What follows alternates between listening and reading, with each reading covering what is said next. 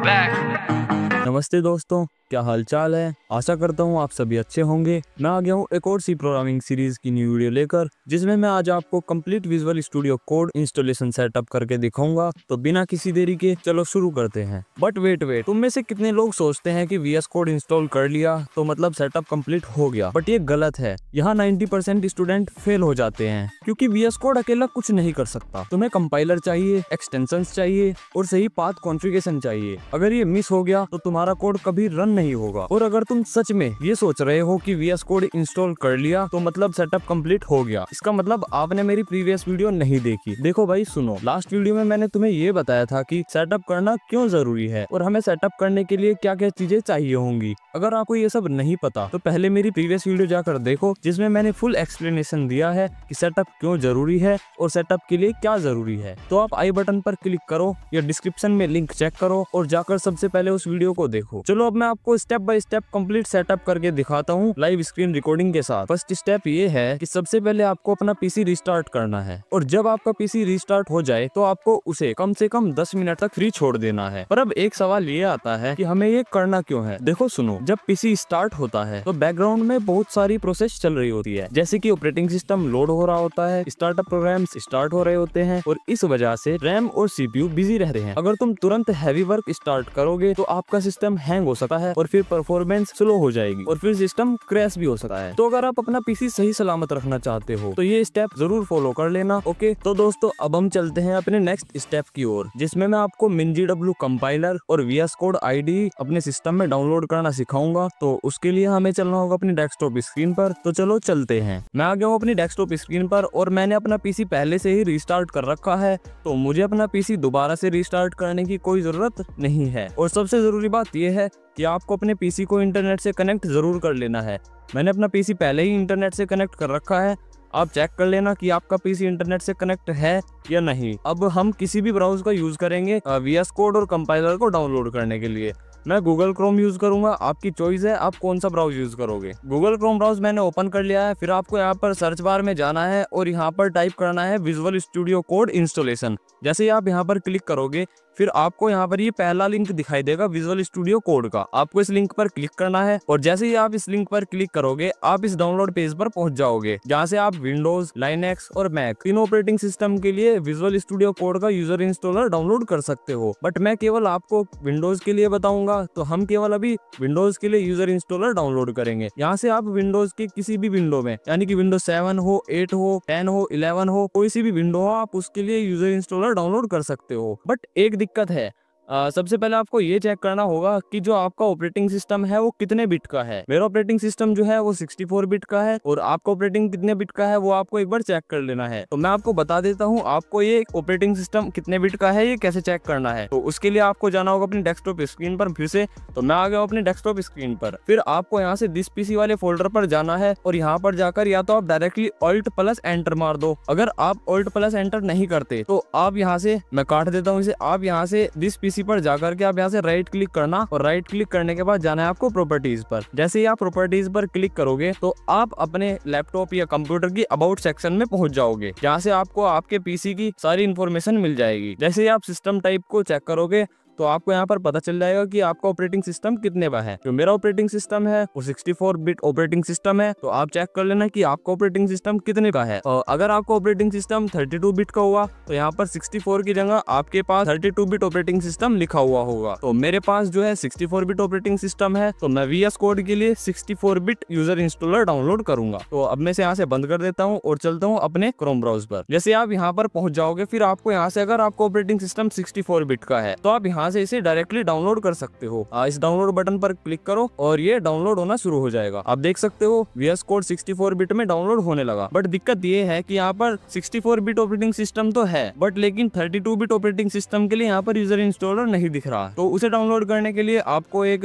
थोड़ी सी tips and trick लगानी होगी, और अगर आप वो टिप्स एंड ट्रिक नहीं लगा पाते तो मैं आपको डिस्क्रिप्शन में लिंक दे दूंगा जो आपका विजुअल स्टूडियो कोड है उसका यूजर इंस्टॉलर 32 बिट के लिए। तो आप डिस्क्रिप्शन में लिंक चेक कर लेना और डायरेक्ट वहां से भी आप डाउनलोड कर सकते हो। और मैं आपको यहाँ से बता दूं कि आप यहाँ से कैसे डाउनलोड कर सकते हैं। आपको थोड़ा सा स्क्रॉल करना है, स्क्रॉल करने के बाद आपको यहाँ पर गेट प्रीवियस वर्जन पर क्लिक करना है। जैसे आप यहाँ पर गेट प्रीवियस वर्जन पर क्लिक करोगे तो आप यहाँ ये VS कोड वर्जन पर पहुंच जाओगे। फिर यहाँ से आपको ऊपर की साइड जाना है। जैसे आप इसे ऊपर की साइड लेकर चलोगे तो आप यहाँ पर पहुंच जाओगे विजुअल स्टूडियो कोड FAQ पर। फिर यहाँ से आपको दिखाई देगा नीचे रिलीज नोट्स। जैसे आप इस पर क्लिक करोगे रिलीज नोट्स पर, तो फिर आपके सामने ये सभी वर्जन्स की डेट दिखाई दे जाएगी। अब मैं आपको बता दूं सिंपली, जो 32 बिट यूजर इंस्टॉलर है वो 2023 से पहले आता था, और 2023 के बाद 64 बिट ऑपरेटिंग सिस्टम के लिए आता है यूजर इंस्टॉलर। तो आपको करना है 32 बिट के लिए, तो आपको क्या करना होगा, आपको सिंपल यहाँ पर सर्च बार में जाना है और जहाँ पर ये 103 लिखा हुआ है इसे हटा करके आपको यहाँ पर लिखना है 67। अब आप यहाँ पर ध्यान से समझना कि आपको क्या लिखना है और कैसे करना है। जब आप यहाँ पर 67 लिख दोगे उसके बाद आपको यहाँ पर एंटर कर देना है। जैसे आप यहाँ से एंटर कर दोगे तो आपके सामने ये अप्रैल 2022 वाला वर्जन दिखाई देगा 1.67। बट यहाँ पर तो अभी भी X64 ARM64 लिखा हुआ है। आपको तो 32 बिट वाला डाउनलोड करना है। तो आपको अब क्या करना है, इस पर जो यहाँ पर X64 लिखा हुआ है ना, यहाँ पर अगर राइट क्लिक करना है और यहाँ पर आके आपको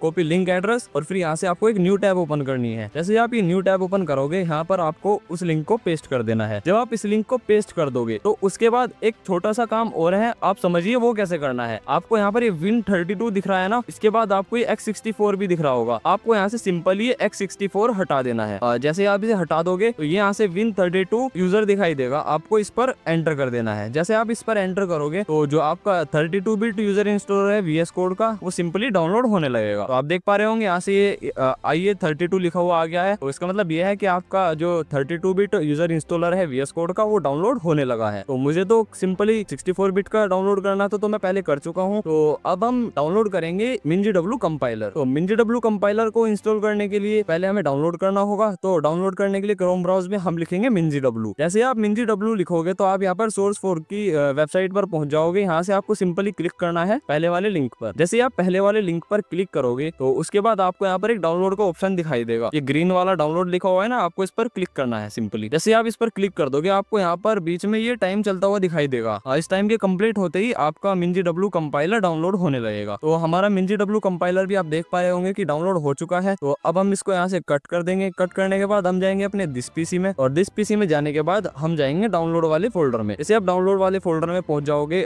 मैं 32 बिट वाला तो डिलीट कर देता हूँ क्योंकि मुझे तो उसकी कोई नीड नहीं है, क्योंकि मेरा जो ऑपरेटिंग सिस्टम है वो 64 बिट ऑपरेटिंग सिस्टम है। बट एक बात और, 32 बिट ऑपरेटिंग सिस्टम में हम 64 बिट यूजर इंस्टॉलर क्यों नहीं यूज कर सकते। देखो, अगर आप 32 बिट ऑपरेटिंग सिस्टम में 64 बिट यूजर इंस्टॉलर करोगे तो आपका VS कोड रन नहीं होगा। मेरा मतलब आपका VS कोड वर्क नहीं करेगा, एरर आ जाएगी। तो इसलिए आप 32 बिट के लिए 32 बिट यूजर इंस्टॉलर डाउनलोड करना और 64 के लिए 64 बिट यूजर इंस्टॉलर डाउनलोड करना VS कोड का। तो अब हम पहले यूजर इंस्टॉलर डाउनलोड कर लेते हैं VS कोड का। तो आपको सिंपल यहाँ पर डबल क्लिक करना है। डबल क्लिक करने के बाद आपको ये एक पेज दिखाई देगा। फिर आपको इस पेज पर यहाँ पर ये नीचे कॉर्नर में दिखाई दे रहा होगा I accept the agreements। आपको इसे ब्लू कर देना है। फिर यहाँ से आपको नेक्स्ट पर क्लिक करना है। जैसे आप नेक्स्ट पर क्लिक करोगे आप देख पा रहे होंगे कि जो ये आपका VS कोड है आपकी C ड्राइव में इंस्टॉल हो जाएगा। फिर आपको यहाँ सिंपली दोबारा से नेक्स्ट पर क्लिक करना है और फिर से नेक्स्ट पर क्लिक करना है। अब आता है ये एडिशनल आइकन्स। आपको इन सभी आइकन्स को टिक कर देना है। जैसे आप इन पर टिक करोगे फिर आपको यहाँ से नेक्स्ट कर देना है और फिर सिंपली इंस्टॉल पर क्लिक कर देना। जैसे आप इंस्टॉल पर क्लिक करोगे तो आपका VS कोड आपके PC में इंस्टॉल होना शुरू हो जाएगा। तो आप देख पा रहे होंगे VS कोड आपके PC में इंस्टॉल होने लगा है। यहाँ पर आपको थोड़ा सा समय लगेगा बट ये जल्दी ही कंप्लीट हो जाएगा। आप देख पा रहे होंगे कि आपका visual studio code completely install हो चुका है आपके पीसी के अंदर। आप सिंपली यहाँ से इस पर फिनिश पर क्लिक कर देना। जैसे आप यहाँ से फिनिश पर क्लिक कर दोगे तो आप देख पा रहे होगे अपने डेस्कटॉप पर आपको VS कोड का ये आइकन दिख रहा होगा। तो अभी हम इसको नहीं ओपन करेंगे क्योंकि अभी हमें MinGW कंपाइलर भी इंस्टॉल करना है। तो सिंपली हम दोबारा से डाउनलोड वाले फोल्डर में जाएंगे और वहाँ से अपना MinGW कंपाइलर भी इंस्टॉल कर लेंगे। तो सिंपली आपको जैसे आपने VS कोड इंस्टॉल किया था वैसे ही अपना MinGW कंपाइलर भी इंस्टॉल करना है। तो सिंपली यहाँ पर डबल क्लिक करेंगे। डबल क्लिक करने के बाद आपको ये इंस्टॉल वाला ऑप्शन दिख रहा होगा। अब जो मैं MinGW कंपाइलर के लिए आपको स्टेप्स बताऊंगा वो बहुत ध्यान से समझना और उसके बाद आप इंस्टॉल करना। अगर आप एक भी स्टेप स्किप कर दोगे तो आपको प्रोग्राम करने पर जब आप रन करोगे तो कोई ना कोई एरर जरूर मिलेगी। मैं इस बात को गारंटी से लिख कर दे सका हूँ। अगर आप वीडियो स्किप नहीं करोगे तो बहुत अच्छी बात है, आपको कंप्लीट सेटअप समझ में आ जाएगा और आपका प्रोग्राम इजीली रन भी हो जाएगा। तो अब मैं यहाँ पर इंस्टॉल पर क्लिक करूंगा और फिर यहाँ से कंटिन्यू आप ना एक बार चेक कर लेना कि आपका जो ये MinGW कंपाइलर है वो C ड्राइव में ही इंस्टॉल होना चाहिए। तो मैंने तो अपना पहले से ही सी ड्राइव में कर रखा है, आपका भी सी ड्राइव में बाय डिफॉल्ट सी ड्राइव में ही इंस्टॉल होगा। अब यहाँ पर थोड़ा सा टाइम लगेगा बट ये जल्दी इंस्टॉल हो जाएगा, आप थोड़ा सा वेट कर लेना। आप देख पा रहे होंगे कि आपका ये जो है कंप्लीट सेटअप डाउनलोड हो चुका है। अब आपको यहाँ पर कंटिन्यू पर क्लिक करना है। जैसे आप कंटिन्यू पर क्लिक करोगे तो फिर आपको ये दिखाई देगा MinGW इंस्टॉलेशन मैनेजर। आपको इसमें करना क्या है, देखो सिंपली समझो, अभी केवल आपने एक सॉफ्टवेयर इंस्टॉल किया है, अभी आपने जो उसके अंदर के फीचर्स हैं वो इंस्टॉल नहीं किए। तो वो सब इंस्टॉल करने के लिए आपको क्या करना होगा, सिंपली आपको यहाँ पर ये बेसिक सेटअप दिख रहा होगा, आपको इस पर क्लिक करना है। उसके बाद आपको ये कुछ फाइल्स दिखाई देंगी। आपको सिंपली अगर आप C और C++ के लिए डाउनलोड कर रहे हो, वैसे तो मैं अभी C प्रोग्रामिंग के लिए बता रहा हूँ, तो केवल आपको अभी ये 2 फाइल ही डाउनलोड करनी है। इसके अंदर आपको सिंपली करना क्या है, इस पर जाना है MinGW32 बेस बिन पर, और इस पर जाकर आपको राइट क्लिक करना है। राइट क्लिक करने के बाद आपको यहाँ से करना है मार्क फॉर इंस्टॉलेशन। जैसे आप इस पर क्लिक करोगे तो यहाँ से टिक हो जाएगा। आप देख पा रहे होंगे कि अब इस पर ये ग्रीन कलर का एरो आ गया है, तो इसका मतलब ये टिक हो गया। फिर आपको यहाँ से सेकंड करनी है MinGW32 GCC और G++ बिन, फिर आपको इसको टिक करना है। वैसे ही सेम राइट क्लिक करोगे मार्क फॉर इंस्टॉलेशन, फिर ये भी टिक हो जाएगा। बट अगर आप मेरी राय मानोगे तो आप इन सभी को टिक कर लेना, और मैं भी इन सभी को टिक करूंगा, ठीक है। मैं अभी आपको बताऊंगा कि ये सब क्यों जरूरी है। तो दोस्तों जैसे आप देख पा रहे होंगे मैंने इन सभी को टिक कर लिया है, और अब हम इन्हें डाउनलोड करेंगे अपने पीसी के अंदर। अब डायरेक्टली आपको इंस्टॉल करने के लिए क्या करना होगा, यहाँ पर ये इंस्टॉलेशन सेक्शन में जाना है, और यहाँ से जाने के बाद अप्लाई चेंजेस पर क्लिक करना है। जैसे ही आप अप्लाई चेंजेस पर क्लिक करोगे तो आप देख पाओगे कि आपके पीसी के अंदर जो है MinGW कंपाइलर के जो टोटल फीचर्स है वो डाउनलोड होने लगेंगे। आप अप्लाई चेंजेस पर क्लिक करना और फिर यहाँ से अप्लाई पर क्लिक कर देना। जैसे ही आप अप्लाई पर क्लिक करोगे ये डाउनलोड पैकेज पूरा इंस्टॉल करने लगेगा आपके पीसी के अंदर। इसमें आपको काफी समय लगेगा, बट आप थोड़ा सा धैर्य बनाए रखना। आप थोड़ा कुछ काम कर लेना तब तक आप अपना, अगर आपको कुछ काम हो, बट ये जल्दी ही इंस्टॉल कर देगा। तब तक के लिए हम एक बार चेक कर लेते हैं कि हमारा MinGW जो है वो इंस्टॉल हुआ है नहीं। तो आपको अपना विंडोज पावर सेल ओपन करना है। जैसे आप विंडोज पावर सेल लिखोगे तो यहाँ से आपको क्लिक करना है, ये आपको विंडोज पावर सेल ओपन हो जाएगा। तो जैसे आप यहाँ पर क्लिक करोगे तो आपको यहाँ पर लिखना है GCC वर्जन VRSION। आप देख लेना पहले सही से कि आपको क्या प्रॉम्प्ट देना है। आप जैसे ही एंटर करोगे लिखने के बाद आपको सिंपली ये एरर दिखाई देगी, the term GCC is not recognised as the name of a CMD let. तो अभी इस एरर को आप ये समझो कि अभी आपका MinGW सही से इंस्टॉल नहीं हुआ। इंस्टॉल होने के लिए उसे समय दो, तब तक आपका वो जो हमने पैकेज किया है ये भी इंस्टॉल हो जाएगा। इसे इंस्टॉल होने के बाद मैं आपको बताता हूँ कि आपको करना क्या है, तब तक आप वेट कीजिए जब तक ये इंस्टॉल हो जाएगा। तो मैं तब तक के लिए वीडियो स्किप कर देता हूँ, नहीं तो वीडियो थोड़ा लंबा हो जाएगा। फिर आपको ये ऐसे वाला बॉक्स दिखाई देगा, यहाँ से भी अभी थोड़ा सा इंस्टॉल होने देना है, यहाँ पर भी टाइम लगेगा। सिंपली आपको करना क्या है, यहाँ से आपको टिक कर देना है, जो ये लिखा हुआ है ना close dialogue automatically when activities complete. आपको इसे टिक करके छोड़ देना है। जैसे ही ये कंप्लीट इंस्टॉल हो जाएगा और ये अपने आप क्लोज हो जाएगा, तब तक आप चाय वाय पी सकते हो। बट वैसे चाय सेहत के लिए अच्छी नहीं होती, तो आप चाय मत पीना, कुछ और पी लेना चाहिए। ओके, तो तब तक हम और वेट करते हैं। तो अब आप देख पा रहे होंगे कि आपका जो ये MinGW है वो कंप्लीट इंस्टॉल हो चुका है, और यहाँ पर जो आपने टिक किया था बट ये इंस्टॉल हो गया है। आपको दिख रहा होगा पहले यहाँ पर जो कॉलम था वो बिल्कुल ब्लैंक था, बिल्कुल व्हाइट चमक रहा था, अभी आपको थोड़ा ग्रे चमक रहा होगा। तो इसका मतलब ये है कि आपका जो इंस्टॉलेशन पैकेज है वो अच्छे से इंस्टॉल हो चुका है। अब हम इस चीज को कैसे चेक करें कि जो आपका MinGW है डाउनलोड हो चुका है या नहीं, मेरा मतलब कि कंप्लीट पैकेज इसका इंस्टॉल हुआ है या नहीं। तो उसे चेक करने के लिए हम इसको क्लोज करेंगे, और इसे क्लोज करने के बाद हम ओपन करेंगे अपने विंडोज का पावर सेल। यहाँ से विंडोज पर क्लिक करना और यहाँ पर टाइप करना विंडोज पावर सेल। जैसे आप विंडो पावर सीखोगे तो आपको यहाँ से ये दिखाई देगा विंडोज पावर सेल। आपको इसे ओपन करना है। जैसे ही आप इसे ओपन करोगे आपको यहाँ पर लिखना है GCC स्पेस वर्जन। आप सिंपली देख लो मैंने कैसे लिखा है ये, और ये लिखने के बाद आपको केवल एंटर क्लिक करो। आप देख पा रहे होंगे कि GCC version is not recognised, अभी भी ये एरर शो कर रहा है। तो इस एरर को हटाने के लिए हमें क्या करना होगा, हमें सिंपली इसको पाथ को ऐड करना होगा। अब मैं बता रहा हूँ कि इसका पाथ, अब समझो कि ये पाथ कैसे ऐड करना है। पहले आप देख लो कि पाथ को ऐड कैसे करना है, फिर मैं आपको बता दूंगा कि आपको पाथ ऐड करना क्यों है। तो पाथ ऐड करने के लिए आपको जाना होगा अपने दिस पीसी वाले फोल्डर में। वहां पर जाने के बाद आपने जहां पर अपना MinGW इंस्टॉल किया था, मैंने अपना MinGW C ड्राइव में इंस्टॉल किया था। सिंपली आपको C ड्राइव ओपन करना है और फिर जाना है MinGW वाले फोल्डर पे। आपको ढूंढना है कि आपके C ड्राइव में या आपने जिस भी ड्राइव में MinGW इंस्टॉल किया था वहां पर MinGW कहां पर है। तो आपको सिंपली MinGW पर क्लिक करना है और फिर जाना है बिन वाले फोल्डर में। जैसे ही आप बिन वाले फोल्डर में पहुंचोगे तो आपको यहाँ पर ये बहुत सारी फाइल दिखाई देंगी, एग्जीक्यूटेबल फाइल होंगी, कुछ सेटअप्स होंगे इसमें। तो आपको सिंपली करना क्या है, आपको ऊपर ये दिखाई दे रहा होगा होगा, पाथ दिख रहा होगा, this PC, local disk C, minjdb bin। तो आपको यहाँ पर साइड में क्लिक करना है। जैसे आप यहाँ पर साइड में क्लिक करोगे, आपको सिंपल इस पाथ को कॉपी कर लेना है। Ctrl+C से आप इस पाथ को कॉपी कर लो। कॉपी करने के बाद आपको इसे बंद कर देना है। बंद करने के बाद आपको अपने दिस पीसी की फोल्डर पर जाना है बाहर से ही, और राइट क्लिक करके जाना है प्रॉपर्टीज वाले ऑप्शन में। जैसे आप प्रॉपर्टीज पर क्लिक करोगे, फिर आपको थोड़ा सा नीचे स्क्रॉल करना है। स्क्रॉल करने के बाद आपको जाना है एडवांस्ड सिस्टम सेटिंग्स। जैसे आप इस पर क्लिक करोगे, आपको जाना है इन्वायरमेंट वेरिएबल में। इन्वायरमेंट वेरिएबल में जाने के बाद आपको ये दो ऑप्शन दिखाई देंगे। एक दिखाई देगा यूजर वेरिएबल्स फॉर यूजर, फिर दिखाई देगा आपको दूसरा सिस्टम वेरिएबल्स। जैसे आप सिस्टम वेरिएबल पर जाओगे, आपको यहाँ पर देखना है पाथ कहाँ पर लिखा हुआ है। तो सिंपली हमारा पाथ यहाँ पर लिखा हुआ है। आपको इस पर सिंपल एक क्लिक करना है। क्लिक करने के बाद यहाँ पर ये ब्लू लाइन हो जाएगी। ब्लू लाइन होने के बाद आपको एडिट पर क्लिक करना है। एडिट पर क्लिक करने के बाद आपको यहाँ जैसे आप न्यू पर क्लिक करोगे तो यहाँ पर एक ऑप्शन आ जाएगा। इसमें आपको सिंपली अपना पाथ जो है वो पेस्ट कर देना है। जैसे आप इस पाथ को पेस्ट करोगे, उसके बाद आपको ओके करना है, देन फिर से ओके, और फिर से ओके पर क्लिक कर देना है, और यहाँ से बाहर आ जाना है। जैसे आप यहाँ पर आ जाओगे कट करने के बाद, तो मैं फिर से विंडोज पावर सेल ओपन करूंगा। तो जब आप अपना विंडोज पावर सेल ओपन करोगे, आपको फिर से ये वाला इंटरफेस दिखाई देगा। आपको फिर से यहाँ पर लिखना है GCC वर्जन। जैसे आप यहाँ पर GCC वर्जन लिखोगे, उसके बाद आपको एंटर पर क्लिक करना है। आपको सिंपली यहाँ पर जो है GCC का वर्जन दिखाई देगा। आप देख पा रहे होंगे यहाँ पर GCC 6.3.0। यहाँ पर ये जो भी है आप समझ पा रहे होंगे कि यहाँ पर अब आपको वो एरर नहीं शो हो पा रही। तो अच्छी बात है अगर आपको वो एरर नहीं शो हो रही, और बुरी बात तब है अगर आपको एरर दिख रही है। अगर आपको इसके अलावा कोई और एरर शो हो रही है तो आप मुझे कमेंट सेक्शन में भेज सकते हो, मैं उसका आपको कंप्लीट सॉल्यूशन बता दूंगा। तो अभी आपको सिंपल यहाँ से इसे हटा देना है। अब समझो कि आपने ये अभी किया क्या है। एनवायरमेंट वेरिएबल में जाकर के आपने अपना पाथ जो है minjdb का वो पेस्ट किया है। वो क्यों किया और ये करना क्यों जरूरी है, तो अभी आप फिलहाल ये समझो ये क्यों किया है हमने। जब आप minjdb के बिन फोल्डर का पाथ अपने कंप्यूटर के एनवायरमेंट वेरिएबल में डालते हो, तो असल में आप अपने कंप्यूटर को ये बताते हो कि GCC या G++ कंपाइलर नाम की चीज इस जगह पर रखी है। और इसका फायदा ये होता है कि जब कमांड प्रॉम्प्ट या टर्मिनल में GCC या G++ लिखकर कोई भी C या C++ प्रोग्राम कंपाइल करते हैं, तो आपके कंप्यूटर का पता होता है कि उसे कहां जाकर कंपाइलर ढूंढना है, और आपको बार बार कंपाइलर का पूरा लंबा चौड़ा पाथ टाइप नहीं करना पड़ता। इससे C या C++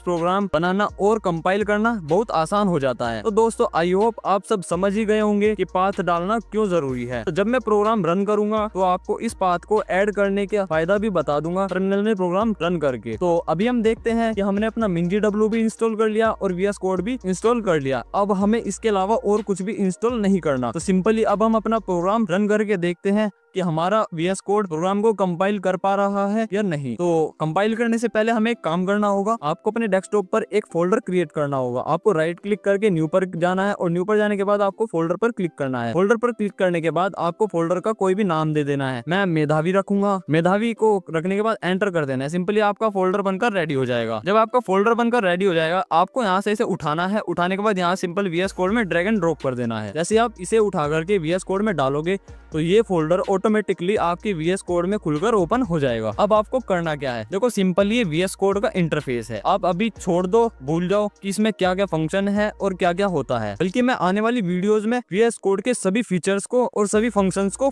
फुल डिटेल में एक्सप्लेन करूंगा। तो अभी केवल आप ये समझो कि थोड़ा बेसिक सा बता देता हूँ। जैसे आप यहाँ पर देख पा रहे होंगे ये न्यू फाइल वाला ऑप्शन है। इससे क्या होता है, आप कोई भी एक न्यू फाइल क्रिएट कर सकते हो, जिस फाइल के अंदर आप अपना फिर प्रोग्राम लिख पाओगे। और ये जो आपको दिख रहा है यह है न्यू फोल्डर। फोल्डर का मतलब कोई भी डायरेक्टरी, जिस डायरेक्टरी के अंदर आप कई सारे फोल्डर्स बना सकते हो। तो अभी केवल मैं एक सिंपल प्रोग्राम लिखूंगा, तो उसके लिए मैं केवल एक न्यू फाइल सिलेक्ट करूंगा जिसके अंदर मैं प्रोग्राम लिखूंगा। तो यहाँ पर लिखूंगा मैं, इस फाइल का नाम मैं लिखूंगा हेलो, और हेलो के बाद में हमें लिखना है .c, क्योंकि हम C प्रोग्रामिंग का प्रोग्राम रन करेंगे। तो जो ये .c है, मैंने आपको पिछली वीडियो में भी बताया था कि जो .c है ये C प्रोग्रामिंग का एक्सटेंशन नेम है, जिससे कंपाइलर को पता चलता है कि आपने ये प्रोग्राम C लैंग्वेज कर लिखा है और आप इस प्रोग्राम को C प्रोग्रामिंग के लिए रन करना चाहते हो। तो सिंपल यहाँ पर .c लिखने के बाद आपको एंटर पर क्लिक करना है। जैसे ही आप एंटर पर क्लिक करोगे तो आपकी ये फाइल खुलकर ओपन हो जाएगी। अब आप इसमें कुछ भी टाइप कर सकते हो। तो सिंपली मैं अब यहाँ पर कोई भी प्रोग्राम लिखूंगा और मैं उस प्रोग्राम को आपको डिस्क्रिप्शन में भी लिख दूंगा, ताकि आप वहां से सीधा कॉपी पेस्ट करके अपना रन कर सको। अगर आप नहीं वहां से कॉपी करना चाहते तो आप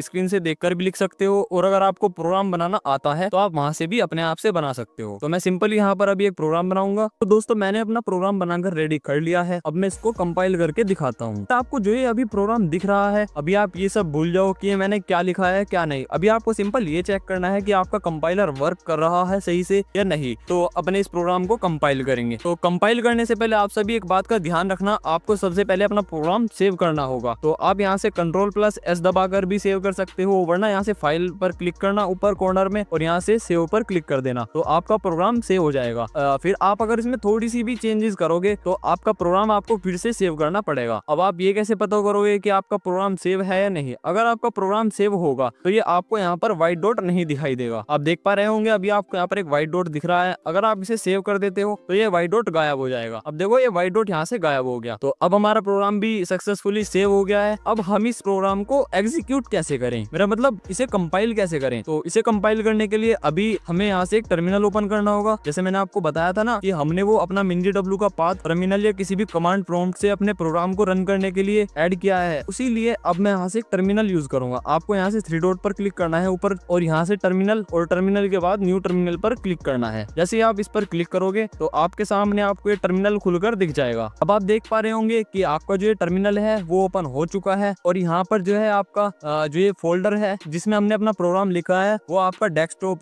सी ड्राइव के अंदर यूजर फोल्डर के अंदर आपने डेस्कटॉप पर मेधावी के नाम से एक डायरेक्टरी बनाई है, जिस डायरेक्टरी के अंदर आपने अपना ये प्रोग्राम लिखा है। और सिंपली अब हम इस प्रोग्राम को एग्जीक्यूट करेंगे। अब देखो सिंपल तरीके से मैं बताता हूँ कैसे करना है। आपको यहाँ पर लिखना है GCC और स्पेस देकर जिस भी नाम से आपने अपनी फाइल को सेव किया है। जैसे मैंने यहाँ पर hello.c के नाम से अपनी फाइल को सेव किया है तो मैं यहाँ पर ये लिख देता हूँ hello.c। जब आप यहाँ पर hello.c लिख दोगे उसके बाद में आपको एंटर पर क्लिक करना है। जैसे ही आप एंटर पर क्लिक करोगे तो आप देख पा रहे होंगे कि यहाँ पर ऊपर कॉर्नर में एक a.exe के नाम से फाइल बन चुकी है। अब ये a.exe फाइल क्या है? का मतलब ये है कि आपका जो प्रोग्राम है वो एग्जीक्यूट होने के लिए बिल्कुल तैयार है। मैंने आपको पिछली वीडियो में जो कंपाइलर के स्टेप्स बताए थे तो आप थोड़ा सा उससे कोरिलेट कर पा रहे होंगे। तो अब हम इसको कंपाइल कैसे करेंगे? हमारा तो अभी भी आउटपुट नहीं आया, तो आउटपुट लाने के लिए हमें क्या करना होगा? आपको यहाँ पर लिखना है ./ और जो ये आपका नेम बनकर आया है ना फाइल का a.exe, आपको इसको सिंपली यहाँ पर लिख देना है a.exe और फिर आपको यहाँ से एंटर पर क्लिक कर देना है। जैसे ही आप एंटर पर क्लिक करोगे तो आप देख पा रहे होंगे आपकी आउटपुट लिखकर आ चुकी है।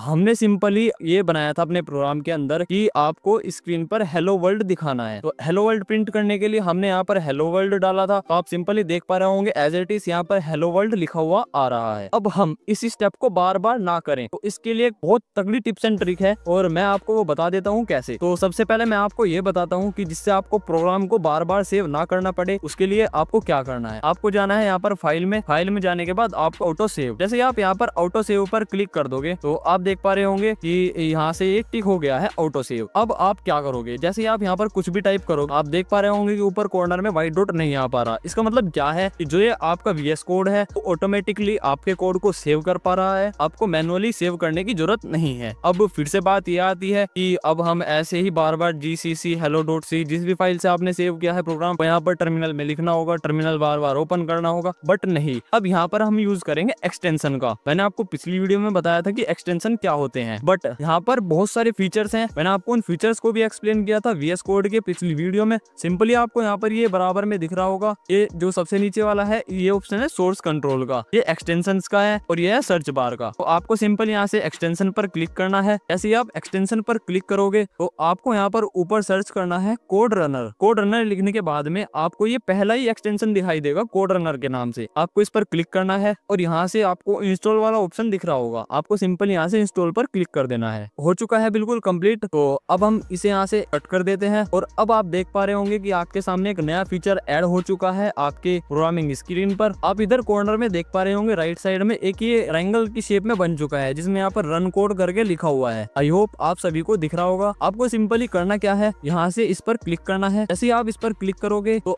आपका कोड ऑटोमेटिकली ही एग्जीक्यूट हो जाएगा, आपका कोड ऑटोमेटिकली रन हो जाएगा। आप देख पा रहे होंगे कि मैंने उस पर क्लिक किया है और आपके सामने ये आउटपुट जनरेट हो चुकी है। तो आपको बार बार वो GCC वगैरह लिखने के फाइल का नेम डालना बार बार वो नहीं करना पड़ेगा। आपको सिंपली यहाँ से डायरेक्ट अपने प्रोग्राम को एग्जीक्यूट कर देना है। और अब आपको मैं एक और एक्सटेंशन के बारे में बताता हूँ जिससे आपको बहुत ज्यादा हेल्प मिलेगी C प्रोग्रामिंग के लिए। तो आपको यहाँ पर सर्च करना है C/C++। तो आपको यहाँ पर ये माइक्रोसॉफ्ट का एक्सटेंशन दिखाई देगा, आपको आपको सिंपली यहाँ पर क्लिक करना है और इसे भी इंस्टॉल कर लेना है। आप देख पा रहे होंगे कि ये अब यहाँ से इंस्टॉल होने लगा है।